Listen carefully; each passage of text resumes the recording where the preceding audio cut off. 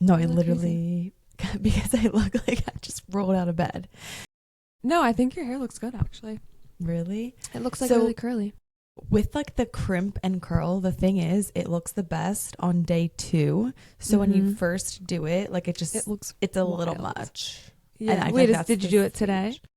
So I actually did it yesterday, and then I woke up and it looked decent, but then I like put some more crimps in it because not for the pod, but for later. So right now we're just like going through the crazy, and it's also already the morning. So I look like I have hair fresh out of bed, but then like my face also, I'm just exhausted. I've not been sleeping well. I've woken up at like 4 a.m. for the past like 5 nights in a row. Like And just, like, anxiously. Yeah. Yeah. Yeah. Just like Happens to the dreaming best about of what I us. have to do. Yeah. Just one Oh, of that those sucks. weeks. Yeah. But now I have a microphone in my hand and I'm like, that's also dangerous. This is So not I'm good. Who let Do you want me to just hold debrief this? your week on this episode? No, seriously. I don't think that would make the people feel better that this is supposed to be mental health, positive mental health. Yeah, but mental health isn't always positive, right? That's very true. Yeah. You're having I your only just human like, week, I guess. yeah, I feel like it's the continuation of last week. Like last week, I just felt like really overwhelmed. And I just feel like there's a lot that could potentially like slip through the cracks. Like I remember recording in the summer, I feel like it was, or at least when we were still in the studio and saying like, I feel like I'm going to drop a ball. Like I just feel like there's so much in the air and like I'm just really scared that I'm going to let something slip. And I feel like I'm in the same state right now. Like work is just a little bit more demanding. And then with Only Human, I feel like there's so much coming up and there's so much in the works, but we don't even have time to like sync on it. Like between you, me, Tyler, who we just onboarded for social media, like there's so much potential. Yeah. But it's just really hard to We don't carve out have- the time. Yeah, we don't have the time to like nurture those things. I feel like if that makes sense to like actually like, yeah, I know. And then add on top of that, like relationships. Like I just feel like I'm underperforming as like a friend, as a sister, like as a partner to you. Like I just feel like I'm like not able to even be prioritizing like what I always preach matters the most, which is people and relationships. And like I literally was so behind on my friend group chat that I didn't know that my friend Lindsay bought a house. I didn't know that my friend Alex was moving out of her apartment and into a home for 2 years while those people are like out in Guam or something. Like it's like this crazy arrangement. My friend Espo's about to give birth. Like all of my friends are pregnant. Like it's just like there's so much good happening and I just feel like I should be more on it. Yeah. To celebrate them and like just be more present, and I just haven't been. And so that's also been something I've been battling with. I just feel really like selfish right now. But I don't have any more to give. Like there's not enough time in the day. So yeah, I don't know. No, I don't know. I feel like, yeah, I mean, I don't think there is an answer. I think there's always these times of like ebb and flow, like we always say, and like you can't always be everything to everybody, and that doesn't mean that you don't care. And like we always say, two things can be true. You can really care about your friends and want to celebrate them, but also have a lot going on in your personal life and professional life. So, you know, I think as long as you're cognizant of like not, you know, slipping away and never talking to them again, I think, you know, you'll always come back around, and I think that they'll be able to understand.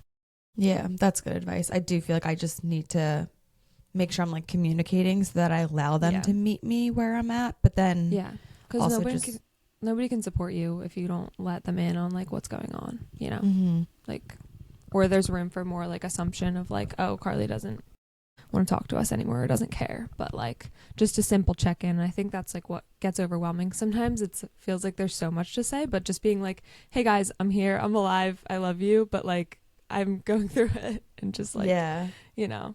Yeah, I kind of had that interaction with Alex because like I did reply in the group chat after like 2 weeks, and Alex was like, oh, hi, Carly. And then she texted me on the side and was just like, hey, like, are you okay? Like, I haven't heard from you. Like, I'm assuming you're just really busy. And I was like, I'm just underwater. Like, I just literally, like, I do not have time to keep, like, I can't keep up with the group chat. Like, I just feel so out of the loop. And so I know that she knows that to be true, but then it's also like a game of prioritization. It's like if you wanted to, you would. So like, I don't know. I go back and forth. Yeah. But I feel like that's like a typical like high achiever, like we're just our own worst critic. Yeah, for sure. And like you said, like there's going to be ebbs and flows in life and you can't always be everything to everyone. So it's a trade-off, but those that love you will understand. Yeah, they will. But how are you? Enough about okay. me. I think I'm okay. I'm good. Yeah. Yeah, I have a busy couple days ahead, but What do you have on the agenda? taking it in stride. Brother-in-law's college graduation this afternoon, dinner, and then driving up to Penn State tomorrow, Saturday, for my sister's graduation. Then Sunday is Mother's Day. Going to see aunt's family for a little bit, and then we're also gonna. So my dad's mom, my mom, she's in a nursing home like near us, and then my mom's mom is, if not now, like any minute, going to be going to that same nursing home. So we're going to go see the two grandmoms for Mother's Wait, Day. that's so cute that they're both going to be there. That's so like convenient for you. And no, it is convenient. I mean, it's not really good for either of them. Like, it's not like a great situation, but like it's cool that they'll be in the same place. It's the silver lining. Yeah, for sure. Yeah. So we're just going to make our rounds this weekend, basically. Be in Philly, be in Penn State, be at the nursing home. Yeah. Very family forward weekend, which is always nice. Yeah. Have you bought any Mother's Day presents yet? Because I'm a terrible gift giver. I'm like, oh, awesome. And Mother's Day is in 2 days and I have no plan. No gift, no plan. Yeah, I don't know. I have a hard time with Mother's Day because I just feel like all of the gifts for Mother's Day are so chuggy. And is that the right word? Like, nobody wants like a necklace with like everybody's name on it. Like, I don't know. So I tend to just get flowers usually and like a card. I don't usually go crazy for Mother's Day, I feel like. What about you? Back to the basics. Keep it simple. Yeah. Flowers. I mean, it's like kind of the thought that counts. And I also like, I get so funny about like buying things that I'm like, I don't even know if this person's going to like it or want it or use it. That's and I'm my just like, problem. Yeah. I am too logical to be a gift giver. I know. And then I'm also too much of an overthinker. So I'm like, Yeah. are they going to use this? Is this just going to be something that is going to like sit on there? Like, I'm not like a knick-knack person. I'm not like sentimental. When I give a gift, I'm like, I want you to like get something out of it. And it's like functional. But not all gifts have to be functional. Yeah. And so that's also something I like always battle with. You're a really good gift giver though. I am, yeah. Toe the line between functional but also like extremely thoughtful. Mm-hmm. Like I remember actually, did you get me this? What I'm wearing right now? My baggy t-shirt, yeah. Yeah.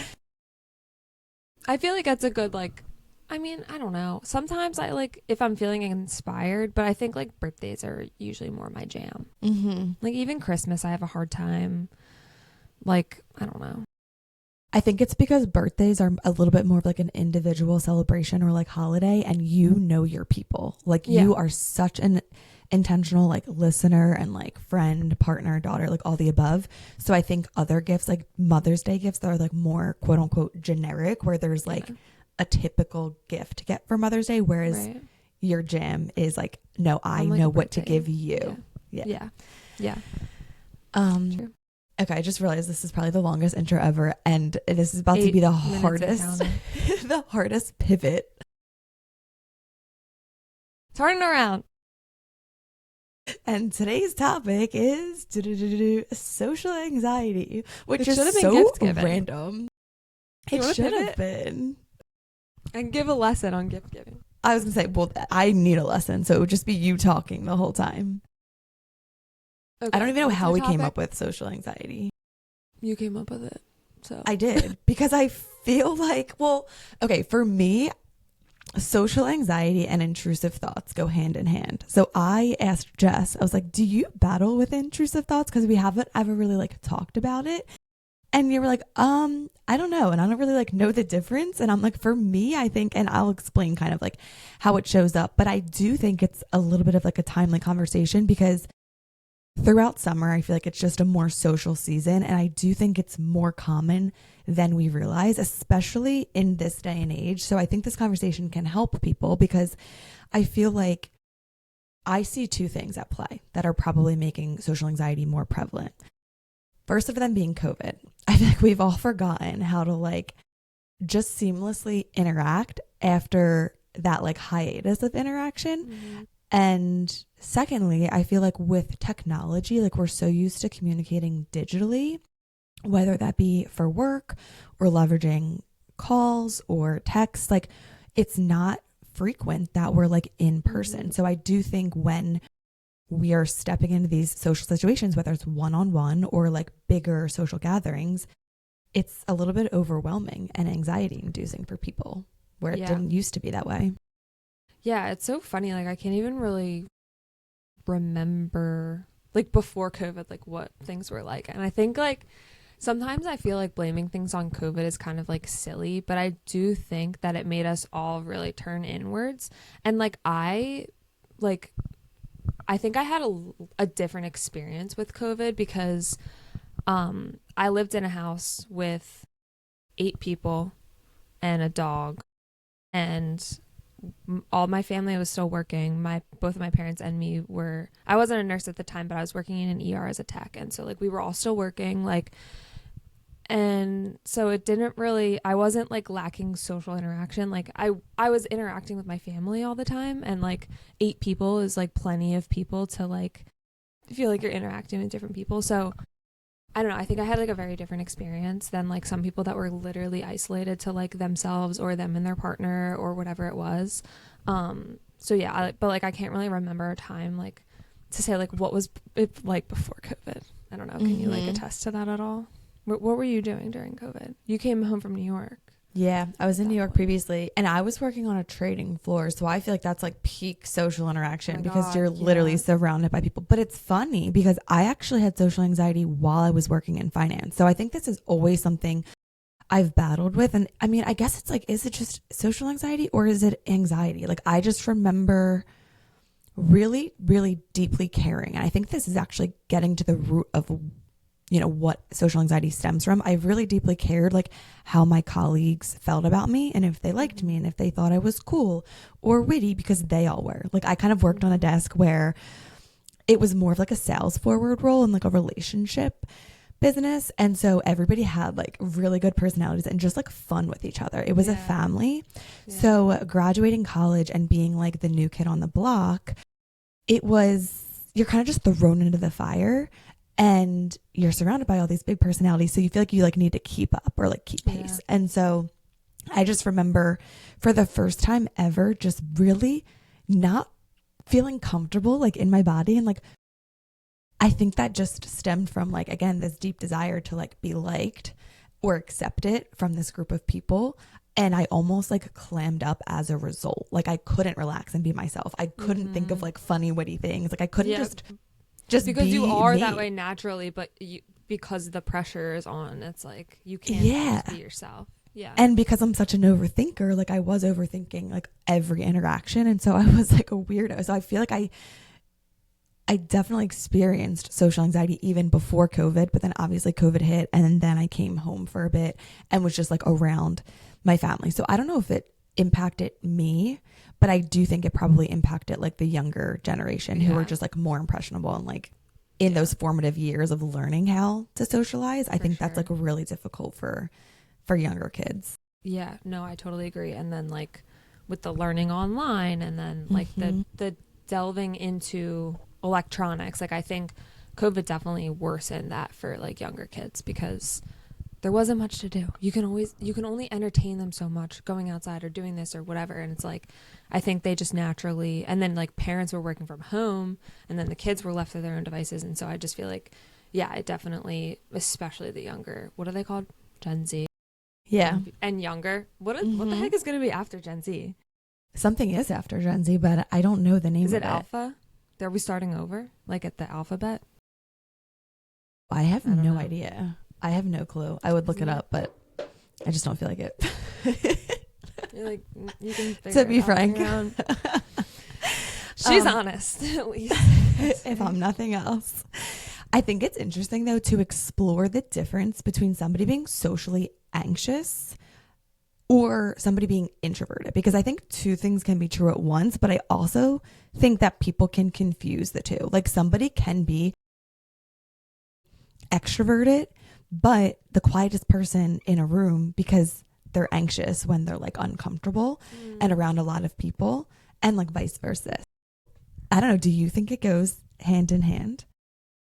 Yeah, I've actually never thought about that. I think like maybe the differentiation between like being introverted and then being socially anxious is like maybe the out or like the external, like it looks the same from the outside, I guess, but like on the inside, it's like how that person is feeling. Like, is that person feeling okay? Maybe like hanging by themselves or just talking to one person? Like, are they content with that because that's like inherently how they like enjoy to be in social situations? Or is that like a result of them like feeling anxious and like being like, I don't know how to like break into this conversation, or like, should I go over there and talk to this person? Like, yeah, I totally agree. I think it's like that's where my mind went to, like, what is behind the like them being quiet. Like, it can look the same, but there's like an underlying reason. When you're an introvert, it's just like an inherent characteristic trait, and like that's just how you are by nature. But then if you're socially anxious, it's very like situational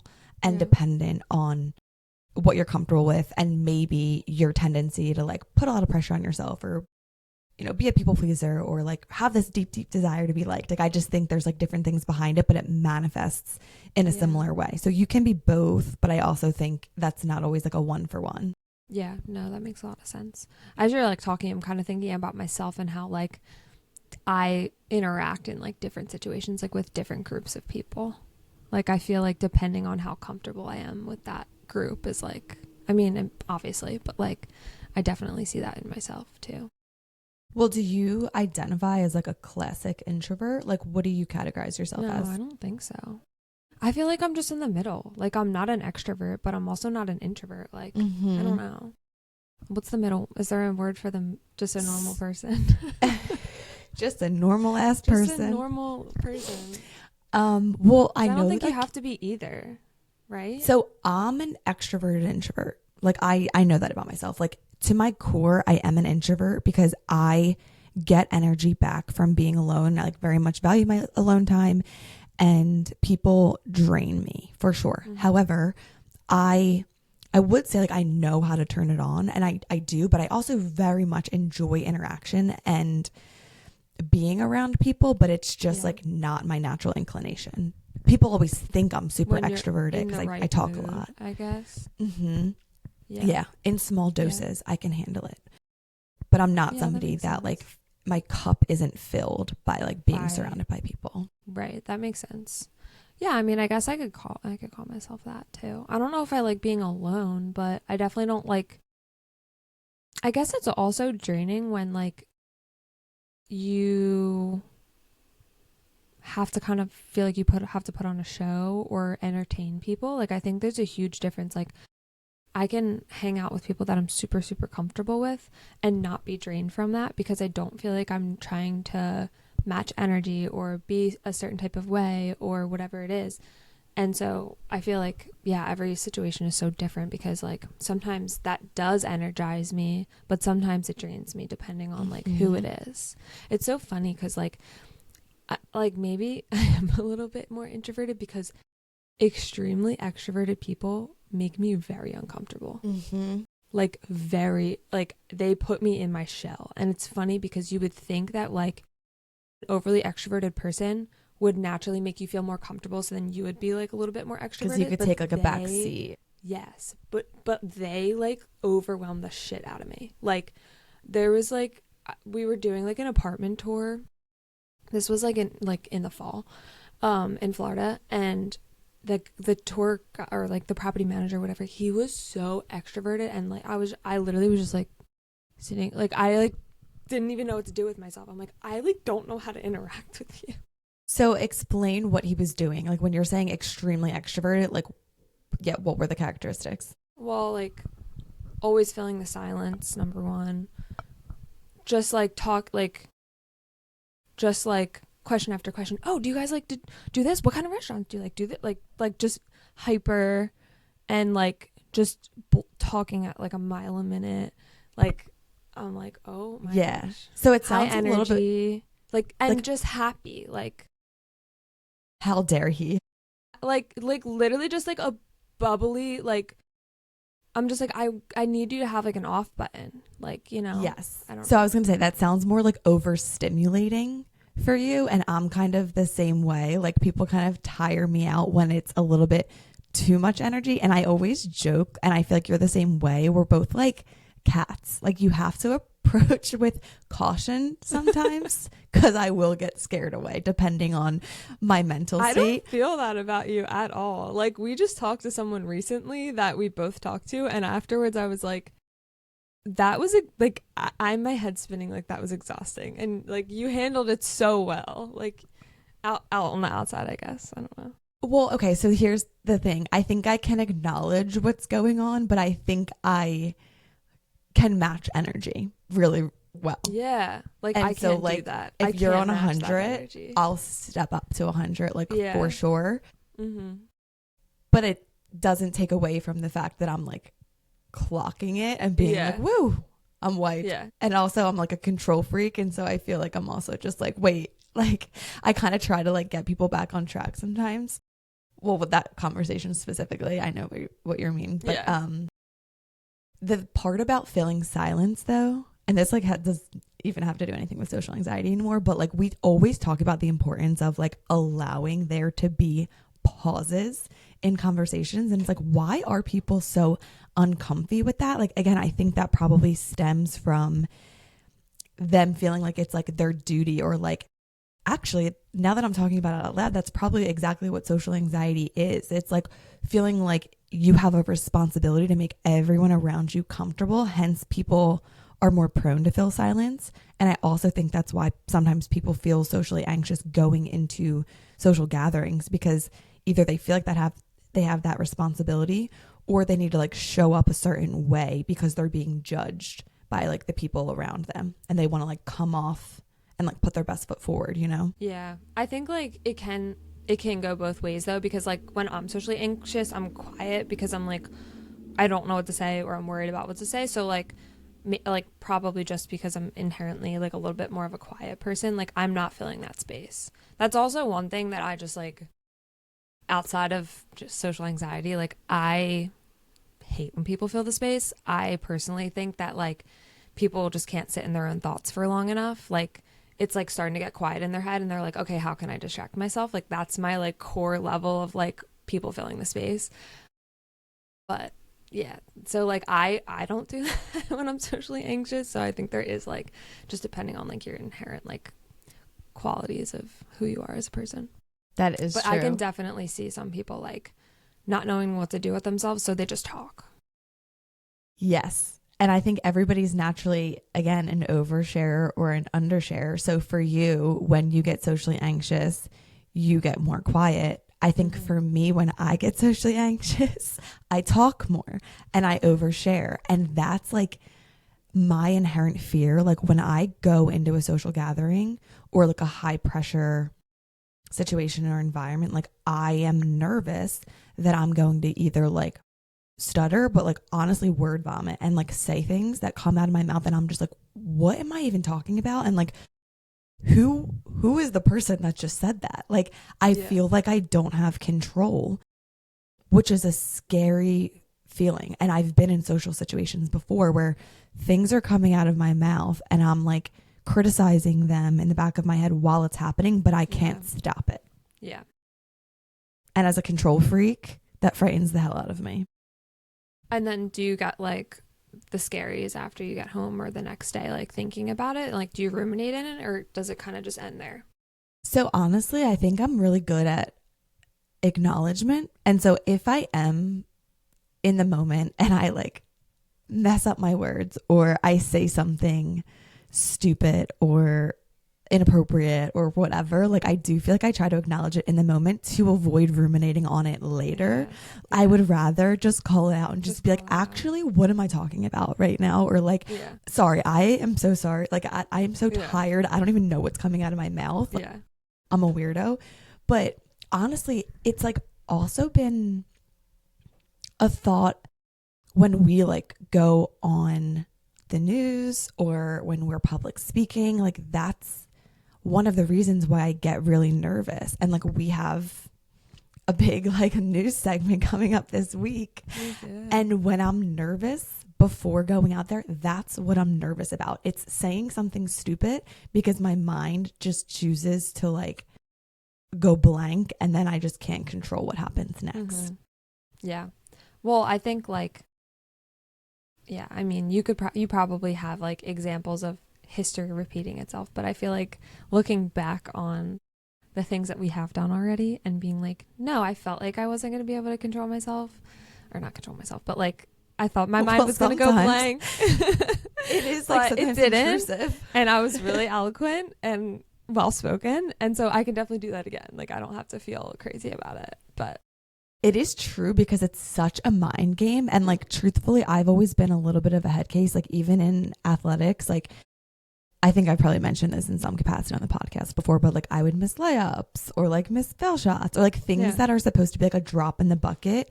I would mess up. Like I've always said, yes, because I'm an overthinker and I like to like play from behind. I like to be an underdog, like under promise, over deliver. When expectations are too high, I feel like, I don't know. Like I just, I think some people like, that's when they perform best is when expectations are high, but it is so true. Like everyone's so different. Like a lot of pressure can just turn people inwards and they kind of need more like support and like building up to perform well. But others like do the best under pressure and when everyone's doubting them. If that makes sense. It does. It does. But above all, like you were saying a couple minutes ago with like history, like using that like anecdotal evidence is like, no, I'm actually good. Like I've done this before 25 times and I've nailed it 25 times. And it just goes to show how mental it is because the brain is so freaking powerful. And I think even in social situations, like telling yourself that you are going to come off weird or you're going to say something off the cuff and it's not going to land, like whatever it is, like that becomes a self-fulfilling prophecy. And I think with social anxiety, when you go into the event with already being in your head and doubts, like that's going to manifest and be your reality. Oh gosh, it's so true. I already forgot what I was gonna say. It is just like a story that you tell yourself, and like whatever story you tell yourself is really just what's gonna happen. And it just reminds me of the book like What to Say When You Talk to Yourself, and it like one of the lines in the book is like, imagine if you had someone sitting next to you that was actually speaking all of the thoughts that you're saying in your head. You would be like, shut the hell up. Like, you are insane. Like, get away from me, and you would never be friends with them again. But, like, that's what goes on in our head, and we really are just, like, our own worst enemy when it comes to that because, like, we are choosing, to a certain extent, like, our thoughts, and it's like, okay, well, if you're going to obsess over this, obsess over how great it's going to be, or obsess over, like, how well-spoken you're going to be or whatever, and, like, obviously easier said than done, but it really just is like becoming friends with that inner voice instead of it being your biggest critic. Yeah. You know? I mean, applicable for literally everything in life. Like what we tell ourselves is going to end up being true in the long run. I think with also, oh, go ahead. No, go ahead. I was going to move on. I was going to say, and honestly, this was just like a thought as I'm hearing you say the thoughts that are like in our head, if they're like negative cyclical thoughts, like it's interesting to think about the perspective of introducing alcohol into social situations or like just various substances. And I think people use that as a crutch because it has the ability to quiet the noise. That friend. Oh yeah, it does. And then you can just show up in a more like relaxed manner. And I mean, for better or for way. worse. Like, so what, I guess when I like use alcohol to my advantage, not purposefully, but like when I am drinking in a social situation, I always say like I love to just be like perfectly buzzed. Like I don't want to be drunk, but like just like a 2-drink little like out of my head I have the best time. You know what I mean? Because it does 100%. just quiet that noise. Like, I think like my experience with social anxiety like needs its own episode because it's like so like complex and it's a long story. But like, yeah, I mean, I love a little buzz like in a social situation because it does quiet that noise. Yeah. And that actually doesn't drive me to drink because yeah, like, I was gonna say you're not even a drinker. I'm not even a drinker, but like in a situation where I am gonna drink or whatever, like I am happy, like I'm excited for that, if that makes sense. It's not gonna drive me to do it, but like if that's what's gonna happen, I'm like, nice. This is fun. And it sounds like you also have found like that 2 drink sweet spot, because I feel like sometimes they're like people think that when they drink they get weird, and I guess it's different for everybody, but it sounds like for you you've kind of found what works. Yeah, like when sometimes people's inhibitions come down and they get like loose lips. Like I know in certain situations I'm like, I'm not gonna drink because my baseline is already an overshare. So I think for you found what works. Yeah, no one's ever going to be like, let's get Jess drunk. She's going to be loose-lipped. But I'm also an undersharer. So, like, you would have to, like, have me on drugs or some kind of something to be an oversharer, I feel like. Right. But, wait. What's going on? I'm just like that. Oh, no. So this sweet spot. It is hard because, like, sometimes you will have like 2 drinks and you're like, oh, this is perfect. But then sometimes you can't even like really replicate it. It's like, I don't know. It probably depends on what you eat that day, but.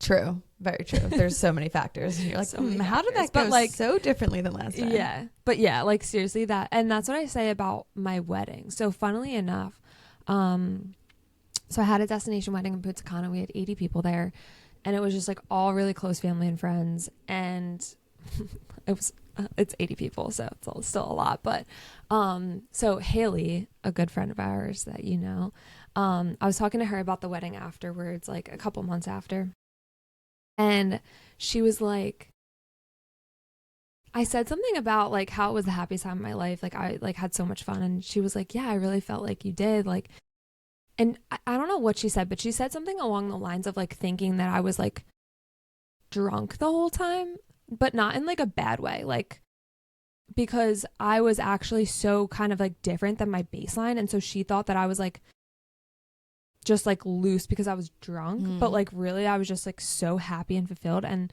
I always say that like all week long I had the perfect buzz, like I was never drunk, like I just had the perfect buzz, and like that in combination with like having the people that you love the most and like celebrating and like just having so much fun, like. But like she noticed, I always think about that, how like she noticed a difference in me, and it was a lot of factors. But I'm curious, were you at all socially anxious like leading up to your wedding? Like not necessarily being at the destination yet, but thinking about all of your closest friends and family and like being the center of attention. Like was that something you were worried about? No, you knew you'd be comfortable. Yeah. Do you think you would have had a different experience had you not had the perfect buzz? Because I thought like you're going to be like, I was just high off of life. And I feel like if you are with your people, maybe it would have looked the same from the outside. Yeah, I think it would have looked the same. Like, I don't really think it had anything to do with drinking. And I really only drank at nighttime, except for, well, yeah, at nighttime, like after the wedding and everything. So even like our first dance, I didn't even have a drink yet, but like I had so much fun. Yeah. So I think that was just like a little added, like nice thing. But yeah, I mean. So what situations make you most socially anxious? I know you said that your own journey with it could literally be its own podcast episode, but like these days when you're about to go somewhere, like sometimes one-on-one interactions make people really anxious and they're better in group settings. Other people are really great one-on-one, and you know, like it just depends. So what makes you anxious, and where do you feel like you're at with your social anxiety today? I think that I get the most socially anxious like in big groups, obviously, especially when there's like not really anyone that I know. Maybe like I know you or know like one person or whatever. Yeah, I think just like groups, I'm way better like in like a very small group. But it also depends. Like I think if like I'm with people that I feel, I guess you could say like equal to, I am way more comfortable. But then if there are people that I feel like I look up to or have to impress or want to emulate or like, what's the word? Like I admire to be like, yeah, like, and I love like how they are like in social situations or whatever. Like that makes me like a lot more anxious because I'm more worried about what I'm doing. If that makes probably sense. what they think, right? Which I think it boils down to like that is the inherent reason why we do get socially anxious. It's because we're placing like an absurd, disproportionate amount of pressure on like an external opinion or judgment, which is like, it also begs the question, like if you are going to get less socially anxious or like combat it, is it like internal work of like becoming more confident and or placing less emphasis on what other people think? Like I think it's probably a combination of the two. Yeah, it's definitely both. Definitely both. I think I also just like don't get enough practice, if that makes sense. Like True. I just am not like in like bigger social situations often at all. Like, yeah, like anything, it's like a muscle. The more you do it. Yeah, and even when we were at when we were in San Francisco for the Super Bowl and we were at the Ghost Pepper event, like we knew each other, but we didn't know anyone else there, and like there's no way in hell I was gonna like talk to anyone that I didn't know, like without someone else initiating it. Like I would not know what to do with myself, like, you know. Yeah, because it's also just like the self-deprecating thoughts of like nobody wants to talk to me, like they already have their people that they're talking to, like no one cares to interact with me. So like, that event was interesting because it did feel exclusive and like we were the outsiders that didn't belong, because it was a lot of the NFL wives and then a lot of like the ex-football players. And I'm even remembering back to the conversation we had on the couch with like those two ex-NFL players, and we talked for like a little while, but in my head I'm like, they know so many people here and we don't, and they probably don't want to talk to us, but they were so friendly and they were engaging in the conversations. Like why was that my core belief? Yeah. And so like in that situation, like I don't know about you, but I didn't feel like I didn't deserve to be talking to them or didn't like whatever. Like I felt the same, like, but it's just like that initiation of like bothering someone else or like taking up their time or feeling like you are important enough to like, I don't know, but that's like obviously not like a good core belief to have when you're like, when we were already in that conversation and like they started engaging with us, like it was probably kind of mutual. Yeah, I remember I was trying to flirt, so I was having a great time. I was like, I feel like I'm in my element. I was locked in. Yeah. But yeah, I just felt like that's comfortable, but it's just like, you know what it is? It's like that initial, like, I don't know how to like insert myself into a conversation. Like if people are talking in a group, like I don't know how to like just like join in. Like, does that make sense? And that's where a lot of my social anxiety comes in. And like, I'll sit there and ruminate and be like, okay, so like, did they like stop talking about what they're talking about? And like, now's a good time? Or like, but like people that have confidence and they don't have social anxiety, they just do it. Like they don't think about it and it's not a thing, but you make it a thing. See, that's the biggest tool or like trick that I could tell people. It's like, count to 3 and then just do it. Like I know Mel Robbins talks about that with everything, like getting out of bed, like making the phone call. But this whole notion that like other people don't experience social anxiety, it's just not true. It is just breaking through that barrier. So like I know people that don't like to like order food on the phone. It like makes them really nervous. Like you just have to do it, because doing it enough times will eventually again like displace the emphasis that you're putting on. It's not big, it's not scary, it's just leaning in when you want to lean out. So same thing with social settings. Like if I go to a party and I know maybe 1 or 2 people my natural inclination is not to go work the room and walk around. Like I was at a conference last week in Dallas. I knew nobody. And I was there with my partner and then a principal. When I say my partner, like the partner at our firm. And there was a moment where I'm like, I don't really know what to do, but you know what? Like I am here for a reason. Like I'm here for business development. I want to make relationships. I am new to the, I don't even know what these people's roles are, like yada, yada. But I'm going to go up and introduce myself and play the part.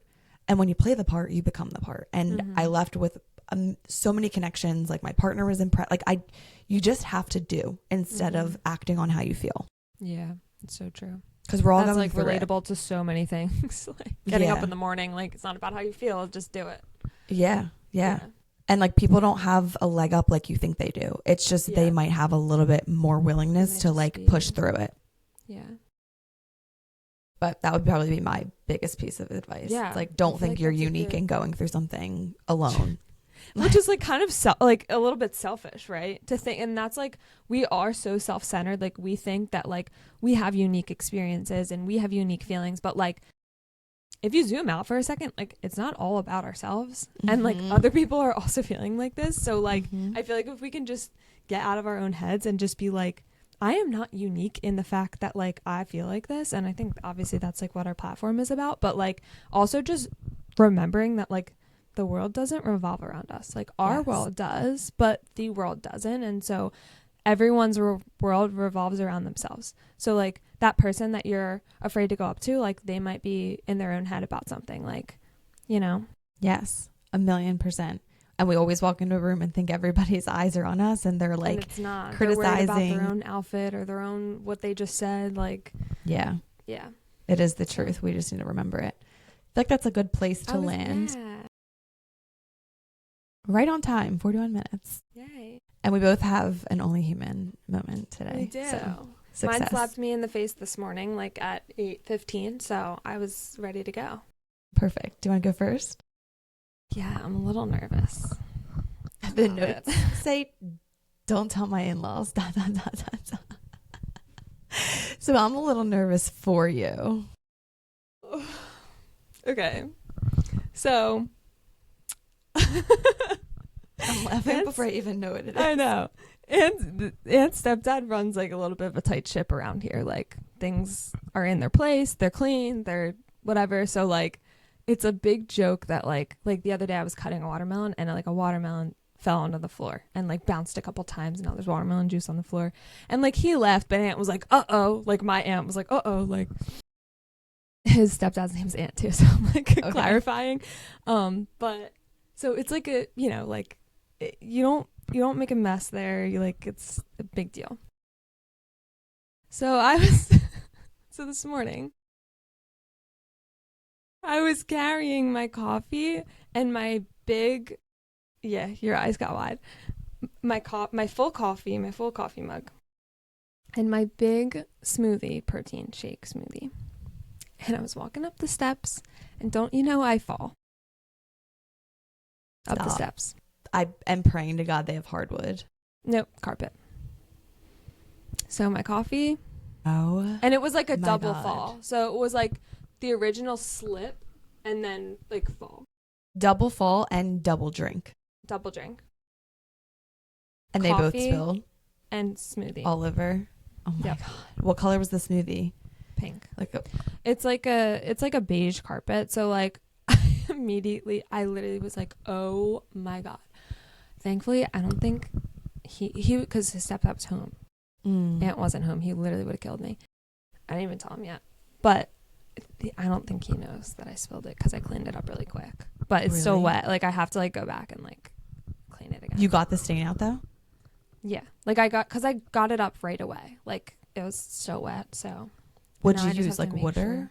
Or, like, just use like water and a cloth to like initially get it up. But then I'm gonna like, I don't know what I'm gonna do to like actually like clean it. I need to picture when you hop off. I think it's gonna be fine. It's just like I don't want there to be any like residue or like like sugar, like I don't know. Yeah. Well, so I believe in you. If all else fails, you can just hire a professional carpet cleaner to come out. Oh my God. Yeah, I don't think it's that it's bad, not gonna but like it's just the fact of like Oh my God. Like, I can do that at my house, but like, Right. yeah. Oh, you So, poor thing. don't Well, tell him. hopefully he's not a listener of the Only Human podcast. I don't think so. So we just can't put this clip on Facebook. Oh, 'Cause true. He's a then he'll Facebook never user. know. Yeah. Oh my God. Hysterical. All right. Well, I wish you the best of luck with that. It sounds like you already. Everyone pray for me. Yeah. Purse. I'm gonna keep it quick because we already like talked about how I'm feeling in the beginning. But yesterday I cried on Teams with my engagement manager. I called to ask her a question and she asked me how I was, and I just broke down. You said, sweetie, don't ever I said, ask I'm me not that. well. I'm not well. And if you ask me that, one thing about me, I can't tell a lie. Actually, I can't tell a lie. Not in that moment. Not that I No, was it's like when someone asks you, are you okay? And you're on the verge and you're just like, don't fucking ask me that.